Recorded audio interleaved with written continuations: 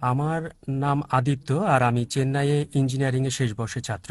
যদিও বা আমি হিন্দু, ইসলাম সম্পর্কে প্রশ্ন করছি আর জিজ্ঞাসা করছি কারণ জাকির নায়েক হচ্ছেন সবচেয়ে উপযুক্ত। যেমন আপনি লেকচারে অনেকবার বলেছেন যে পবিত্র কোরআন লেখা হয়েছে ১৪০০ বছর আগে আর মনে করা হয় সবচেয়ে সেরা এবং আল্লাহর দেয়া সর্বশেষ ওহী। তাই আমার দুটি প্রশ্ন। আল্লাহ সবকিছু জানেন, কেন তিনি সেরা গ্রন্থটি প্রথমেই দেননি প্রথম নবীকে? আর ঈশ্বর এত সময় নিলেন তার জ্ঞানের সেরাটা দিতে? আমার দ্বিতীয় প্রশ্ন এটার সাথে সম্পর্কিত, যদিও পবিত্র কোরআন লেখা হয়েছে ১৪০০ বছর আগে আর মানুষ পৃথিবীতে বসবাস করছে হাজার হাজার বছর আগে, তাই কেন অতি দয়ালু আল্লাহ তাদের সেরা জ্ঞানটা দেন না যা আমাদের দিয়েছেন ১৪০০ বছর আগে? ধন্যবাদ সবাইকে। আসসালামু আলাইকুম রহমতুল্লাহি ওবরাকাত। একজন হিন্দু মানুষ ডক্টর জাকির নায়েকের কাছে সরাসরি আল্লাহর নামে অভিযোগ করলেন। তো চলুন ডক্টর জাকির নায়েক সেই লোকটিকে কিভাবে জবাব দেয়, আজকে ভিডিওটিতে আমরা সেটি দেখে আসব। তো সম্পূর্ণ ভিডিওটি দেখতে থাকুন। ভাই, আপনি প্রশ্ন করলেন খুবই প্রাসঙ্গিক প্রশ্ন, দুটো প্রশ্ন, একটা হচ্ছে আরেকটার উত্তর।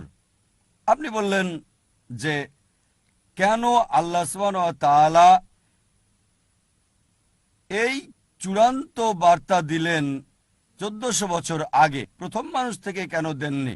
আর দ্বিতীয় অংশ একই প্রশ্নের উত্তর, যে ১৪০০ বছর আগে যে লোকজন ছিল তাদের ব্যাপারে কি হবে? তারা কোরআন থেকে বঞ্চিত।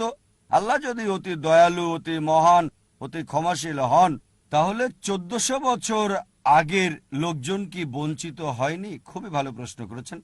আপনার প্রশ্নের উত্তরে বলছি, আমার ছেলে আমাকে বলল, আব্বা, বাবা, তুমি চাও আমি ডাক্তার হই, তাহলে কেন নার্সারিতে প্রথম শ্রেণীতে, দ্বিতীয় শ্রেণী, তারপরে স্কুল কলেজে ভর্তি করালে? আমাকে বলো তো, সরাসরি মেডিকেল কলেজে ভর্তি করালে না কেন? যদি আমার ছেলেকে ডাক্তার বানাতে চাই আমি, সরাসরি তাকে মেডিকেল কলেজে ভর্তি করাতে হবে না। প্রথমে তার জন্য ক্ষেত্র তৈরি করতে হবে।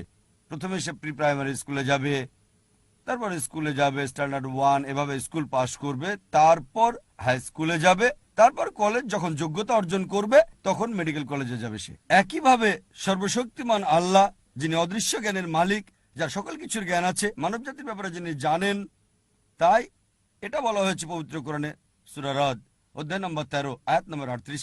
আল্লাহ বলেন, লিকুল্লি আজলিন কিতাব। কিতাব দেওয়া হয়েছে প্রত্যেক যুগে, প্রত্যেক সময়ে। কোরআনে ৪টার নাম বলা হয়েছে, তাওরাত, জাবুর, ইনজিল এবং কোরআন।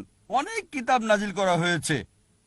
প্রথম কিতাব নাজিল করেছেন কারণ সর্বশক্তিমান আল্লাহ জানতেন যে মানব জাতির আরো উন্নতি করতে হবে। যদি সেই সময় কোরআন নাজিল করতেন, সেই প্রথম সময়ে আমাদের আদি পিতা আদম আলাহিসাল্লামের সময়, তিনি জানেন যে মানুষ এটা বহন করতে পারবে না।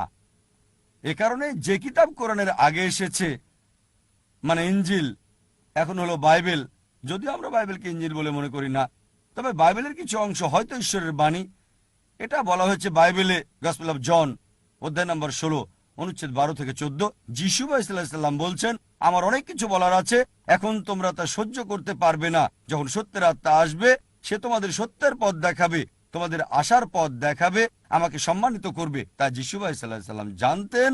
তারপরও তিনি বলেছেন তোমরা তা সহ্য করতে পারবে না, এজন্যই সর্বশেষ এবং চূড়ান্ত নবী আসবে, সে তোমাদের আশার পথ দেখাবে। এভাবে সর্বশক্তিমান আল্লাহ ভালোভাবে জানতেন কোন সময়টা সর্বশেষ ও চূড়ান্ত বার্তা কোরআন নাজিলের উপযুক্ত সময়, আর সেটা ছিল ১৪০০ বছর আগে। এবার আপনার দ্বিতীয় প্রশ্নে আসি, কোরআনের আগের লোকজনের কি হবে? তাদের ব্যাপারে বলি, আমার ছেলে যদি ক্লাস 1-এ পড়ে, তাকে মেডিকেল কলেজের প্রশ্নপত্র দেওয়া হবে না, ক্লাস 1-এর প্রশ্নই তাকে দেওয়া হবে।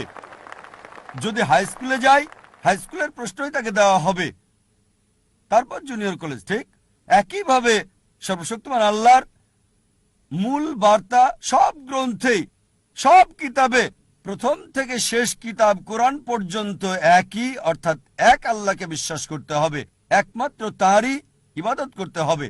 তাই সব নবীগণ, প্রথম নবী আদম আলাইহিস সালাম থেকে শুরু করে তারপর নূহ, ইব্রাহিম, মুসা, ঈসা, মুহাম্মদ সাল্লাল্লাহু আলাইহি সাল্লাম, সবার মূল কথা একই, আল্লাহ সুবহানাহু ওয়া তাআলার একত্ববাদ, তাওহীদ সম্পর্কে। আর এই আল্লাহর একত্ববাদ, তাওহীদ নিয়ে ইনশাআল্লাহ আমি বিস্তারিত আলোচনা করব এই কনফারেন্সের শেষ দিনে, শেষ রবিবারে 20শে জানুয়ারি ইনশাআল্লাহ। আশা করি উত্তরটা পেয়েছেন।